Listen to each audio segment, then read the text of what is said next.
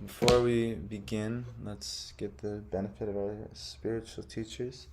We had a really weird morning. I myself had to go back to bed. I was up practically all night, mostly because of him. He was brutal last night, which maybe we speculate, maybe some digestive issues with the Rajma, or maybe he had mung beans for the first time yesterday. So, for whatever reason, he was terrible last night. But I was like, no problem, I'll just stay up. I woke up 2 in the morning. I went to bed like 11:30, and I was like, yeah, I'll just chant my rounds and carry on, and then I did. But then going back to bed, and it didn't look like I was the only one who went back to bed, and all of a sudden now we're starting everything so late, which is not good. We should not do this.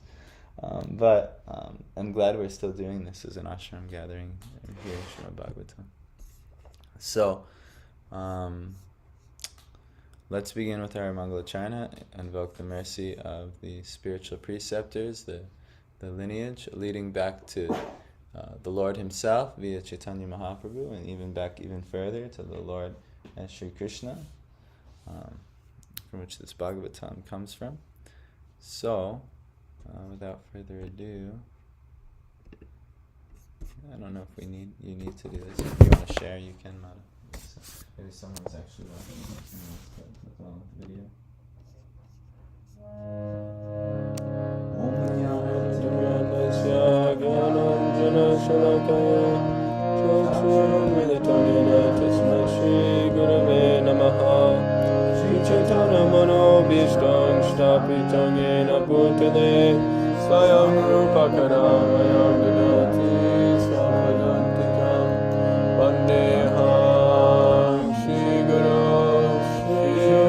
Padakamalam Shri Gurun Vaishnavangscha Shirupam Sagajatam Sahagana Raghunatham Vitam Tam Sajivam Sarvetam Savadutam Parijana Sahitam Krishna Chaitanya Devam Shri Radha Krishna Param Sahagana Lalita Shri Vishakam He Krishna Karuna Sindhu Dinabandhu Jagatpate Gopesha Gopika Kanta Radha Kanta Namostute Tapta Kanchana Gaurangi Radhe Vrindavaneshwari Vishabhanu Sute Devi Pranamami Haripe Manchakalpatubhyascha Kripa Sindhubhyevacha Paditanam Pavanebhyo Vaishnavebhyo Namo Namaha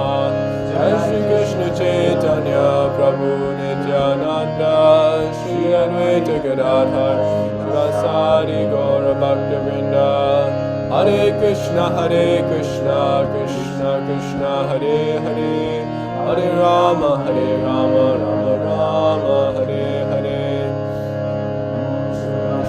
Krishna Prasthaya Bhutale Srimate Bhaktivedanta Swamini Iti Namine Namaste Saraswati Devi Gauravani Pracharine Ini Vishesha Shunyavadi Prashrita Keshatarine. So I have also good news as an ashram. It's more likely than not that we'll have 2 new ashram mates in Tanu and Devanshu. Because I was realizing they were going back to India, but the reason they were going back to India was due to financial difficulty. So me and my wife, we talked about it, and they're very helpful and good here. So we'll offer them the ability to contribute whatever they can, and then the rest they can do in service. And then that way they can continue on looking for the jobs and fulfill the mantra central blessing that anyone who comes here and serves gets sufficiently blessed in job and heart and home in there. And so that's our plan. Well, we didn't talk to them exactly about that, but me and my wife, when we realized their situation, that they were going back not for any other reason other than financial difficulty due to the climate of not being able to find a job so easily so soon, we thought maybe it's worth it to have them as ashram members. So anyway, that might be exciting because that'll be more people joining us, and that will further enhance the environment, the devotional environment. Yes, we also may have someone else able to join if we can somehow do some convincing that this is a good idea, that they'll be sufficiently blessed in their endeavors. But it still may take some time. So no problem. Let's read. We ended last time where it's thereafter the king reestablished the lost legs of the personality of religion, the bull, and by encouraging activities, he sufficiently improved the condition of the earth. So Maharaj Parikshit, he got rid of Kali and his nonsense of abusing animals, acting in untruth, abusing Dharma, the principles of religion, and abusing the earth herself. And he restored both the earth and the personality of the bull, Dharma. And then upon the restoration of Dharma, the condition of the earth, the condition of one's life is sufficiently improved. So you'll find in your life that, if you ever somehow or other get stuck to a Dharma a little bit, probably the biggest fear for both of you guys would be in like girlfriend life. If you get stuck and implicated in a Dharma, the only way to improve your condition is you have to somehow restore Dharma in your life. I also got, I thought I was a little bit more trained up this year, and I also got stuck in what would be considered a Dharma earlier, in the form of a speculative business, which would be known as, by Prabhupada, as gambling. So we have to be very careful. But anyhow, the proper king like Maharaj Parikshit, he restores Dharma, and then everything, all conditions will improve. Some people, we might wonder, why is my life going crazy right now? Because we probably there's a little facet of Dharma missing, and if we put Dharma back, restore Dharma's legs, and live a clean, wholesome life, everything will be very nice. So let's read. Ready? Sa esha etarhya, and so now, this chapter is going to conclude now, after Maharaj Parikshit. He gave Kali, if we remember, he gave him 5 places, and we should know, if we want to have peace and harmony and satisfaction, we don't go to these 5 places or associate like this, and that is in places of meeting or slaughter, animal slaughter in specific, eating meat, places of intoxication, bars, and even relatives, houses that are it's time for drinking and things like that. So we got to better expect Kali is going to totally be there. Intoxication, gambling, places of also speculative business, but of course casinos and things like this. And then finally, and places where illicit sex is not happening.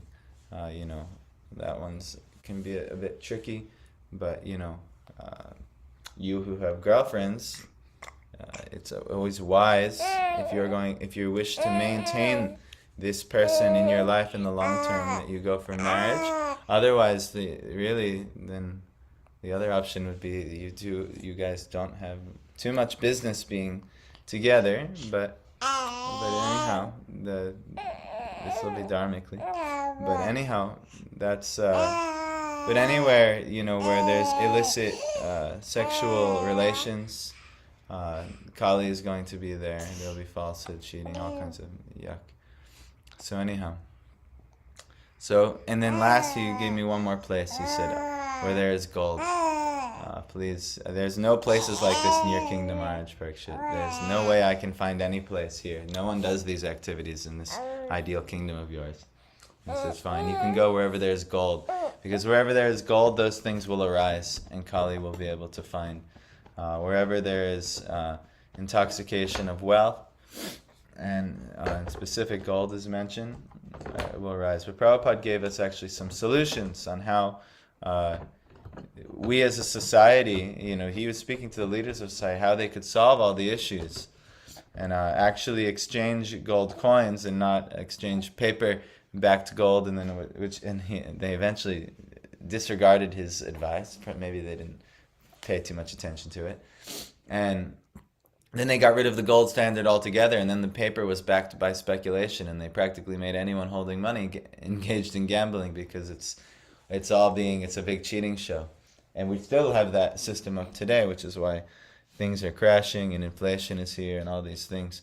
So Prabhupada was actually giving some ways that this can be remedied in society, but of course not listened to. But we as devotees, we can try, and when we cultivate wealth, we can try and hold what real wealth, gold, silver, land, cows, these things, and then not so much rely on this. Even though we might have to earn it and get our paychecks in it, we can convert it into the proper form of wealth, and we can live uncorrupt, and we don't have to fear. It's not a gamble that somebody is going to come and inflate and corrupt the wealth, which is actually what's currently happening. So anyway, these are some things. Now let's finish the chapter. Sa esha etarhyadyashta asanang parthivochitam pitamaheno panyashtang Ragyaranyang vivikshata Asteduna sarajashi Koravendra shriyolasan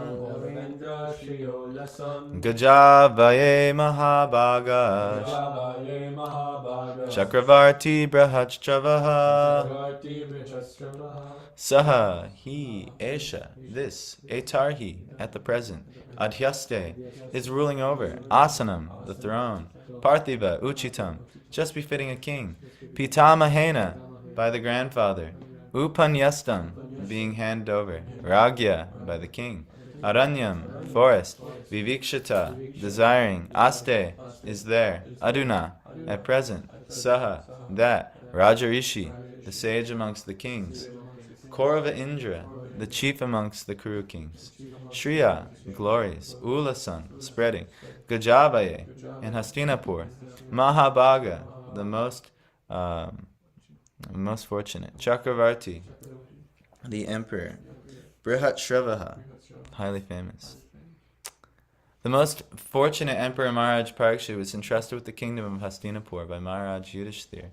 When he desired to retire to the forest, is now ruling the world with great success due to his being glorified by the deeds of the kings of the Kuru dynasty. So he was entrusted with the kingdom of Hastinapur, and when Yudhishthira retired to the forest, and he's now ruling the world with great success and glorified by the deeds of the kings of his lineage. Purport: the prolonged sacrificial ceremonies undertaken by the sages of Naimisharanya were begun shortly after the demise of Maharaj Parikshit. The sacrifice was to continue for 1,000 years, and it is understood that in the beginning some of the contemporaries of Baladev, the elder brother of Lord Krishna, also visited the sacrificial place. According to some authorities, the present tense is also used to indicate the nearest margin of time from the past. In that sense, the present tense is applied to the reign of Maharaj Parikshit here. For a continuous fact, also present tense can be used.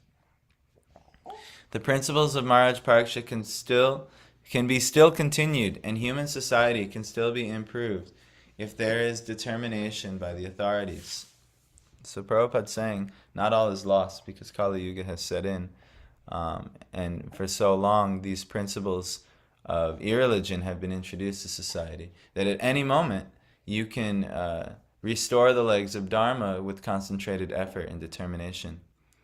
So we can still purge out from the state all the activities of immorality introduced by the personality of Kali if we are determined to take action like Maharaj Parikshit.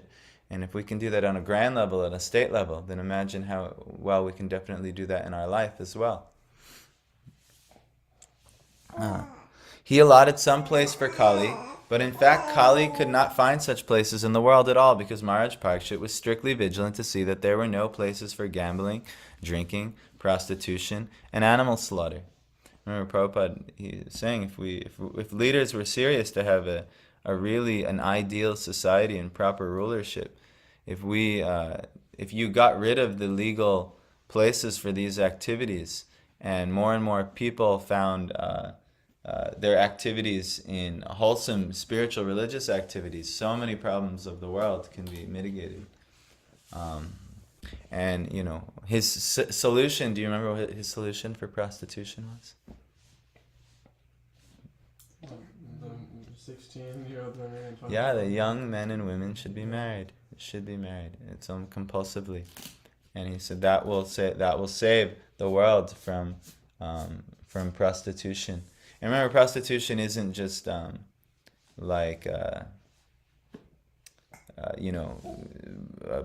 to brothels and strippers and all these things. Prostitution itself is the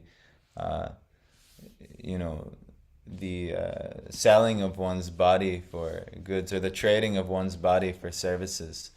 And we live in an age where married couples prostitute each other. We live in an age where ordinary people prostitute each other.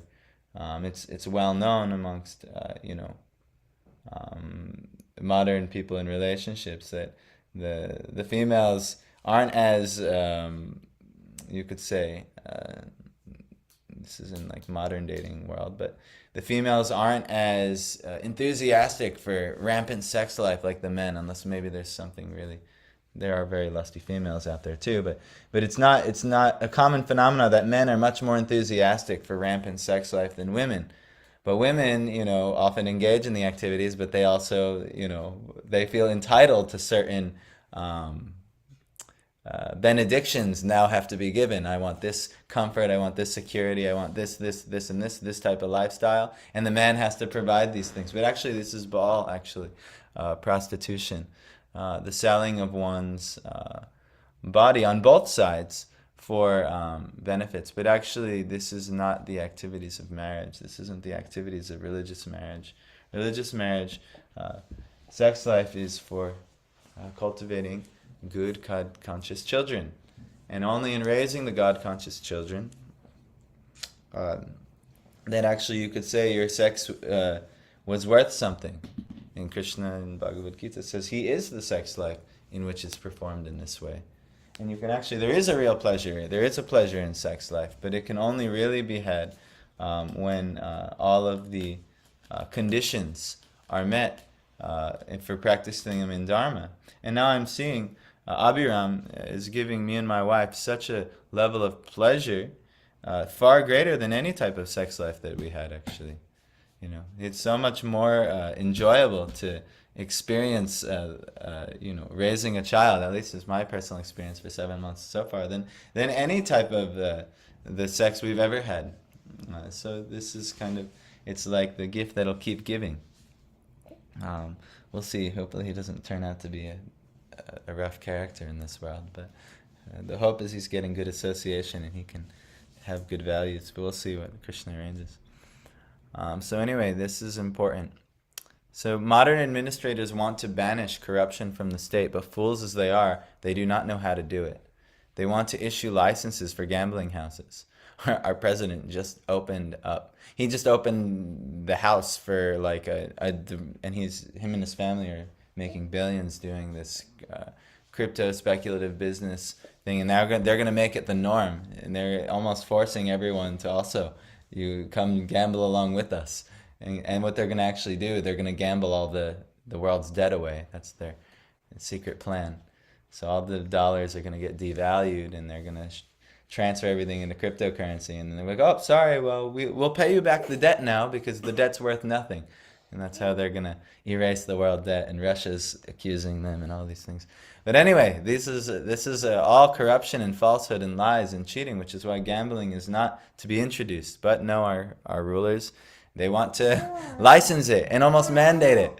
Wine and other intoxicating drug houses, Even now, I remember I used to pray for marijuana to be sold in the streets. And now I can't stand it. And I'm like, why did I pray for such a dumb thing? Like, who cares? But other liquor stores and everything, even in New York, you can go to any gas station, any convenience store, and it's all about different intoxicating drinks. Brothels, now even this OnlyFans is becoming really pretty good. It's not actual prostitution, but it is practically prostitution. Hotel prostitution and cinema houses. Prabhupada never liked movie theaters, but maybe he actually is featured in the Hare Krishna movie, and then also the Mahavatar Nrsinga and things. And cinema houses, and falsity in every dealing, even in their own, especially in their own. And they want at the same time to drive out corruption from the state. Impossible. It's impossible. They want the kingdom of God without God consciousness. How can it be possible to adjust two contradictory matters? If we want to drive out corruption from the state, we must first of all organize society to accept the principles of religion, namely austerity, cleanliness, mercy, and truthfulness. People to be spiritually disciplined,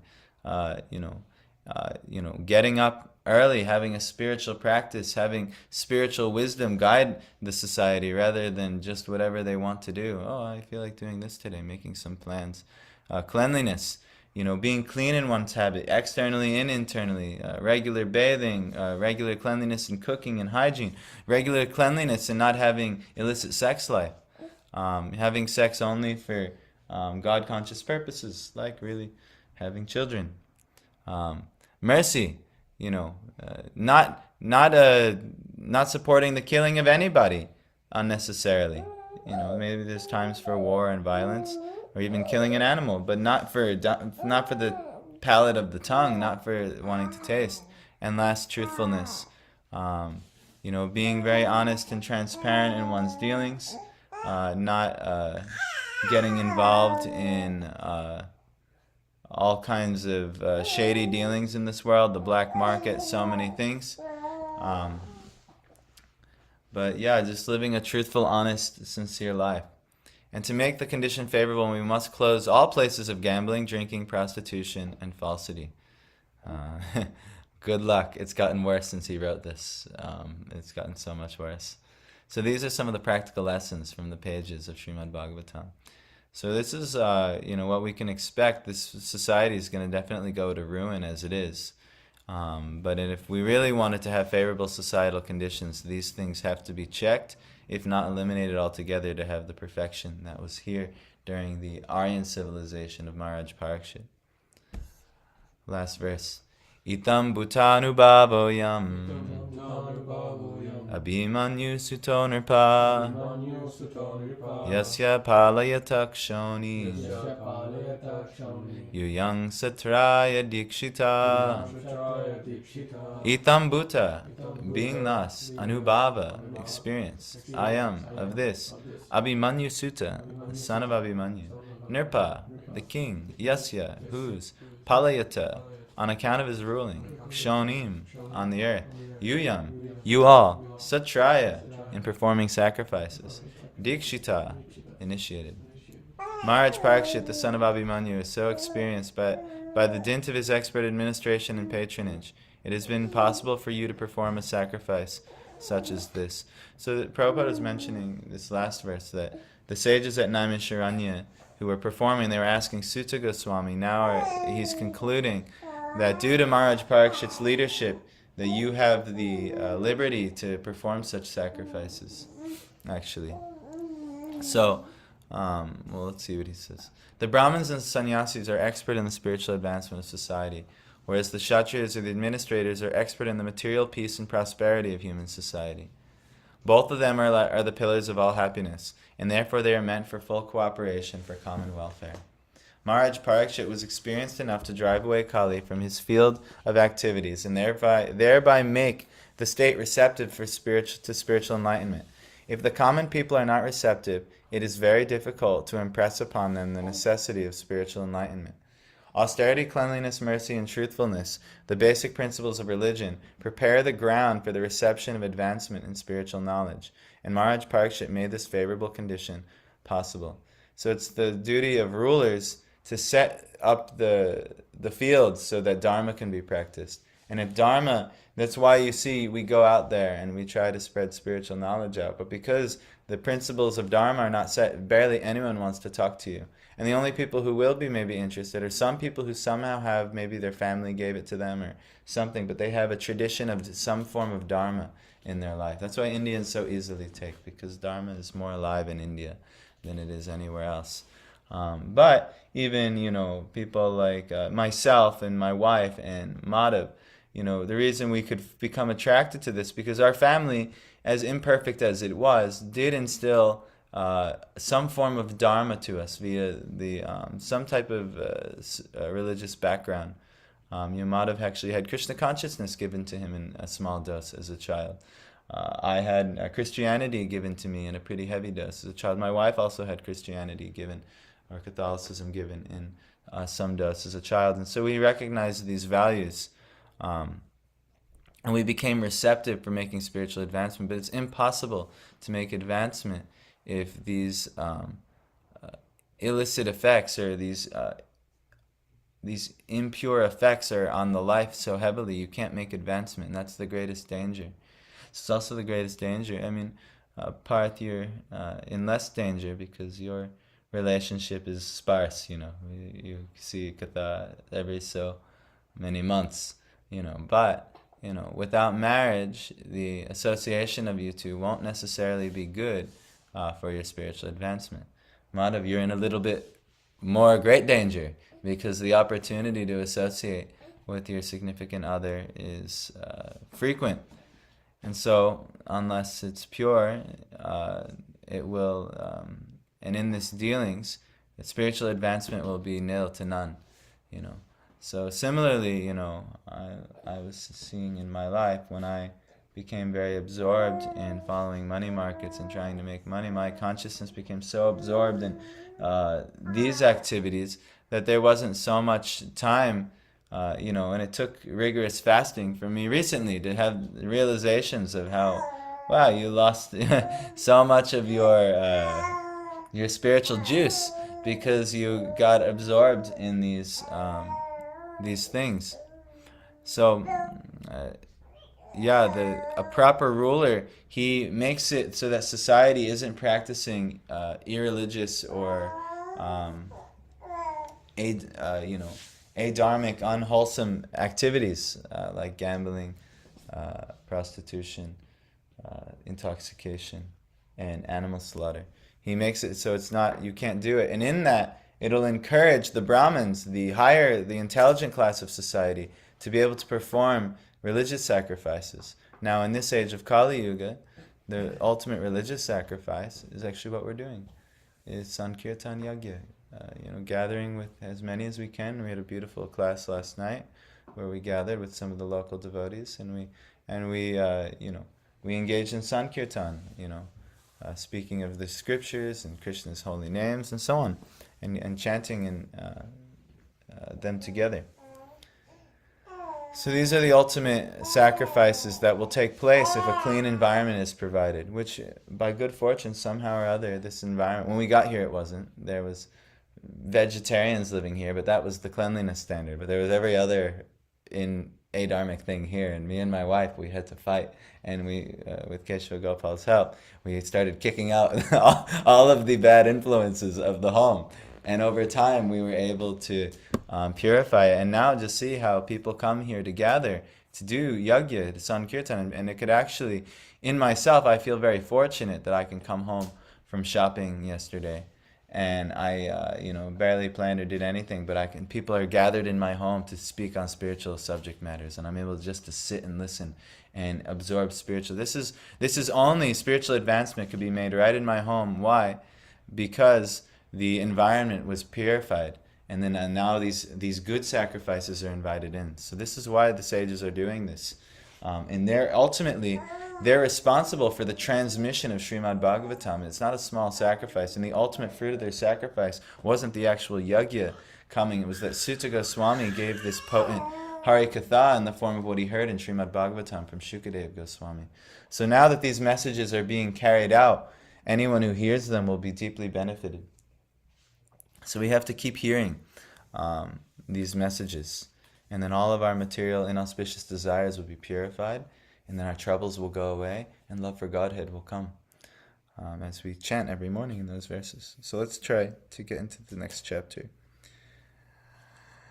Thus the rishis of Naimisharanya were able to perform the sacrifices for 1,000 years. In other words, without state support, no doctrines of philosophy or religious principles can progressively advance. There should be complete cooperation between the Brahmins and the Kshatriyas for this common good. Even up to Maharaj Ashoka, the same spirit was prevailing. Lord Buddha was sufficiently supported by King Ashoka, and thus his particular cult of knowledge was spread all over the world. And even to this day, Prabhupada actually won legal battles to carry on with his Sankirtan movement. And but they tried, different governments and organizations tried to remove the Hare Krishna movement. But right now we have the general support of almost every government of the world, where we're allowed to at least practice peacefully. So because of their cooperation in that way, we can do some yajna. It would be even better if they got rid of all the adharmic activities, but something could be done. At least we can help those who are not so inclined towards adharmic activities. Or we can even help them first in the beginning, transition away from adharmic. Like if you imagine, help them get out of debt, and then we can have them learn how to profit in business. So similarly, if they get out of their adharmic debts, and we can teach, like we have these nice people, nice family, Matt and his family. But they're regular American people, so they still have, some of the influences of regular American activities, which are definitely on the more adharmic side. So, but as we meet them and give them prasad and let them hear Harikatha and chant and all these things, hopefully some internal revolution starts to happen, and where there will be less and less. Even ourselves, we thought we might be free from adharmic activity until the temptation comes to us, and then all of a sudden they say, oh my gosh, what to do. So you have to be careful. Now let's end with this verse. Sutuvacha Yovaidronyashtra viplushto Namatur udare mritaha Anugrahad Bhagavata Krishnasya adbhuta karmana. Sutuvacha, Sri Sutta Goswami said, Yaha, one who, by, certainly, Droni Astra, by the weapon of the son of Drona, Viplushta, burned by, Na, never, Matu, of the mother, Udare, in the womb, Mrita, met his death, Anugrahat, by the mercy, Bhagavata, of the personality of Godhead, Krishnasya, Krishna, Adbhuta Karmana, who acts wonderfully. So now we're in chapter 18. Sri Sutta Goswami said, due to the mercy of the personality of Godhead, Sri Krishna, who acts wonderfully, Maharaj Parikshit, though struck by the weapon of the son of Drona in his mother's womb, could not be burned. So now he's going back to the story. You remember this from a few chapters ago. So the sages of Naimisharanya became struck with wonder after hearing about the wonderful administration of Maharaj Parikshit, especially in reference to his punishing the personality of Kali and making him completely unable to do any harm within the kingdom. Sutta Goswami was equally anxious to describe Maharaj Parikshit's wonderful birth and death. And this verse is stated by Sutta Goswami to increase the interest of the sages of Naimisharanya. So he wants to keep going, and so he's kind of teasing them with some of the wonders of Maharaj Parikshit. Let's do one more. Brahma kopotitadyastu Takshakat prana viplava Na sammu mohorubaya Bhagavatyarpitashaya. Brahmakopa, fury of a Brahmin. Utitat, caused by. Yaha, what was. Tu, but. Takshakat, by the snake bird. Pranaviplava, from dissolution of lie. Na, never. Samu moha, was overwhelmed. Urubayat, great fear. Bhagavati, unto the personality of Godhead. Arpita, surrendered. Ashayaha, consciousness. Furthermore, Maharaj Parikshit was always consciously surrendered to the personality of Godhead, and therefore he was neither afraid nor overwhelmed by fear due to a snake bird which was to bite him because of the fury of a Brahmin boy. So now we're going to get into this pastime. Purport: a self-surrendered devotee of the Lord is called Narayan Parayan. Narayana Parayana. A self-surrendered devotee of the Lord. Such a person is never afraid of any place or person, not even of death. For him, nothing is as important as the Supreme Lord, and thus he gives equal importance to heaven and hell. He knows well that both heaven and hell are creations of the Lord, and similarly life and death are different conditions of existence created by the Lord. But in all conditions and in all circumstances, remembrance of Narayan is essential. The Narayana Parayana practices this constantly. Maharaj Parikshit was such a pure devotee, he was wrongfully cursed by an inexperienced son of a Brahmin, who was under the influence of Kali, and Maharaj Parikshit took this to be sent by Narayan. He knew that Narayan, Lord Krishna, had saved him when he was burned in the womb of his mother, and if he were to be killed by a snake bite, it would also take place by the will of the Lord. The devotee never goes against the will of the Lord. Anything sent by God is a blessing for the devotee. Therefore, Maharaj Parikshit was neither afraid of nor bewildered by such things. That is the sign of a pure devotee of the Lord. So this is nice, the Narayan Parayan. We've seen that due to the influence of Kali, a Brahmin boy, Maharaj Parikshit first got bewildered in his thirst, where he garlanded Shamika Rishi with a dead snake because he felt insulted that Shamika Rishi didn't break his meditation to help him and give him proper etiquette. But Shamika Rishi was kind of blissfully ignorant of Maharaj Parikshit's arrival there. And so he didn't do any wrong, but Maharaj Parikshit, when he garlanded him with the snake, also, he was only reciprocating with the lack of proper Vedic etiquette. So it was kind of two equally wrongs on one side.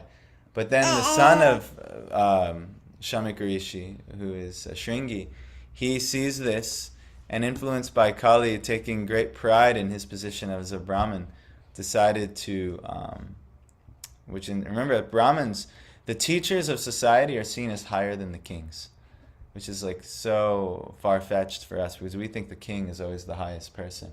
But those who are in spiritual knowledge and the teachers and sages of society, they're higher. So he actually felt, because I'm in the lineage of a sage, to see such a lowly king to insult me. So he ends up cursing him. And this is going to happen. And as we know in the Vedic culture, you never want to be on the side of a Brahmin's curse. So that's why when a Brahmin or a great spiritual personality comes before us, we always try to seek their blessings. If we don't seek their blessings, then ruin will be upon us. So we are, anyone in Vedic culture who knows this. But somehow or other, Kali is given rein to, let loose a bit in this. So even, in this ashram, recently, the past few months, we saw how Kali was able to come in and sneak his influences in the ashram. And now we might even be, I myself, I experienced a good amount of loss of wealth. Madhav also was maybe reflecting and feeling some also type of ways where, oh man, I can't believe some of these things happen. And so on. But someone who's Narayan Parayan is seeing that the Lord is doing everything for a reason. There's a purpose for all of this. It's meant to teach us something. And similarly, when Emperor Parikshit, when he got cursed, he saw this is the Lord's arrangement. The Lord has done this thing. And so he's done it for a purpose. There's some higher good for why he's done it. And so he humbly removed his position as king, and he sat on the fasted. He knew he was to die, and he knew it had a good purpose, and he sat fasted, and he wanted to hear about the ultimate goal of life. And by him hearing about the ultimate goal of life, not only we get to hear it many thousands of years later, but so many great sages came there and were benefited. Everyone was benefited, and especially Maharaj Parikshit, and he was able to die and leave this material world in the most glorious fashion. And so, us too, if Kali has come and done his influence and we got implicated in something, there's some greater reason that the Lord has done it, and that ultimately, if we stop our activities and we really focus on the essence of life, which is to hear about the Lord's glories, like Maharaj Parikshit, we too, as Narayan Parayans, can be completely sufficiently blessed, and we can see why the Lord had implicated in us in these things. And maybe Parth, you're also feeling, sometimes, he must have went to the bathroom. Dang. Maybe you're also feeling maybe at work, that sometimes you get implicated in activities that aren't, not feeling so, oh, why did I waste all my time doing these activities? But the Lord has some mercy. And He's trying to show us that, hey, get back to the essence of life. What's the real purpose of life? Just hear about me. Hear my messages. And when we go back to hearing about the Lord's message, it becomes very clear and we see the great blessings. So, we'll continue on doing this, and we'll try to be Narayan Parayans. We'll hear about the messages of the Lord. This is the purpose and meaning of life. So thank you for continuing this practice as 2. Hopefully we'll have 4 soon, and then hopefully through the power of 4 we can convert to a 5. But difficult. But maybe it'll take the request of a female. That's often what drives most people in this world is female. So if a female makes a request, then a man's ego is, yes, I can do it. I can do like this. So we'll see what happens. Grantharaj Srimad Bhagavatam Ki Jai.